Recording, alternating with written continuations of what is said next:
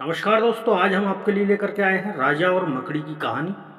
तो प्लीज़ कहानी को सुनने से पहले अगर अभी तक चैनल को सब्सक्राइब नहीं किया तो प्लीज़ सब्सक्राइब कर लीजिए। नीचे जो लाल बटन है उसको ज़रूर दबाइए। चलिए अब कहानी का आनंद लेते हैं। एक समय की बात है, सुंदर नगर नामक एक राज्य था।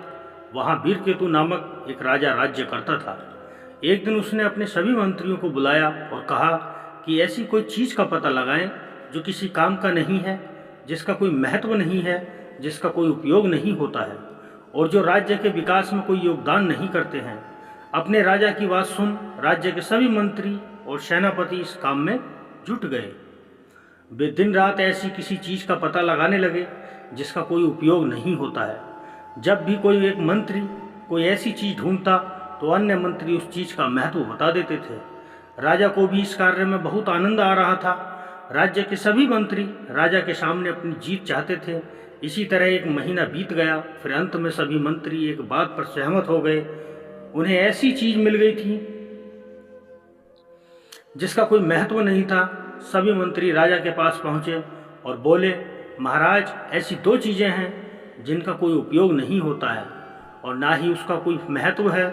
राजा वीरकेतु ने पूछा, क्या है वह चीज़, जल्दी बताओ। मंत्री ने कहा, महाराज, मक्खी और मकड़ी, इन दोनों का कोई उपयोग नहीं है। ये दोनों ना तो राज्य के किसी काम आते हैं और ना ही इन छोटे मोटे कीट पतंग का कुछ महत्व है। राजा वीरकेतु बोला, तब तो हमें मकड़ी और जंगली मक्खियों को समाप्त कर देना चाहिए। सैनिकों, जाओ और सभी मकड़ियों और मक्खियों को मार दो या उन्हें राज्य से बाहर निकाल दो। राज्य के सभी सैनिक इस काम में जुट गए। वे कहीं आग जलाकर तो कहीं धुआं फैलाकर इन मक्खियों और मकड़ियों को भगाने लगे। उसी समय पड़ोस के दुश्मन राजा को खबर मिली कि इस राजा के सारे सैनिक मकड़ी और मक्खियों को मारने में व्यस्त हैं। उसने अच्छा मौका पाकर इस राज्य पर बहुत सारी सेनाओं के साथ आक्रमण कर दिया। राजा वीरकेतु के सभी सैनिक पूरे राज्य में बिखरे हुए थे। उनके सैनिक छोटी छोटी टुकड़ियां बनाकर राज्य में मक्खी और मकड़ियों को मारने में व्यस्त थे। राजा वीरकेतु ने बहुत कम सैनिकों के साथ दुश्मन सैनिकों को रोकने का प्रयास किया, लेकिन दुश्मन राजा के पास बहुत बड़ी सेना थी। वीरकेतु के मंत्रियों ने उसे किले से दूर निकल जाने की सलाह दी। उनकी बात मान राजा किले से सुरक्षित स्थान पर निकल गया। वह भागते भागते एक पेड़ के नीचे पहुंचा और बैठ गया। थके होने की वजह से उसे नींद आ गई। कुछ देर बाद एक जंगली मक्खी ने राजा को डंक मारा और राजा की नींद अचानक खुल गई। राजा की नींद खुली तब उसे याद आया कि दुश्मन सैनिक उसका पीछा कर रहे हैं। इस तरह खुले में सोना खतरों से खाली नहीं है। वह उठा और जंगल की तरफ भाग गया। वहाँ उसने एक पुरानी गुफा देखी। वह गुफा को सुरक्षित समझ उसमें छुप गया। राजा के गुफा में जाने के बाद मकड़ियों ने द्वार पर जाल बुन दिया। कुछ समय बाद दुश्मन सैनिक उसे खोजते खोजते वहाँ भी पहुँच गए। उनकी आवाज़ सुन राजा घबरा गया। वे गुफा में घुसने वाले थे, लेकिन तभी उनके सेनापति की नज़र उस मकड़ी के जाल पर गई।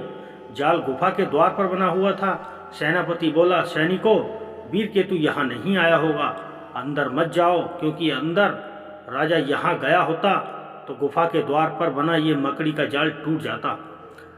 ये बोल सभी सैनिक गुफा के बाहर से ही लौट गए। उनकी बात गुफा के अंदर छुपा राजा सुन रहा था। अब तक राज्य के सभी सैनिक को ये खबर हो गई थी कि उसके राज्य पर आक्रमण हुआ है। उन्होंने एकजुट होकर युद्ध लड़ा और अपनी एकता के कारण कुछ ही दिन में वे जीत गए। सभी दुश्मन सैनिक भाग चुके थे। राजा वीरकेतु वापस अपने महल लौटा। उसने अपने सभी सैनिकों का धन्यवाद किया, उन्हें बहुत सारा इनाम दिया। फिर उसने सबको यह बात बताई कि कैसे मुश्किल में मक्खी और मकड़ी ने उसकी सहायता की और दुश्मन सैनिकों से उसकी जान बचाई। अगर मक्खी और मकड़ियों ने उनकी सहायता नहीं की होती तो शायद आज राजा दुश्मन के सैनिकों से में कैद हो गया होता और उसकी पूरी सेना हार जाती। अब राजा सभी छोटे छोटे चीज़ों का महत्व समझ गया था। उसे अपनी गलती समझ आ चुकी थी।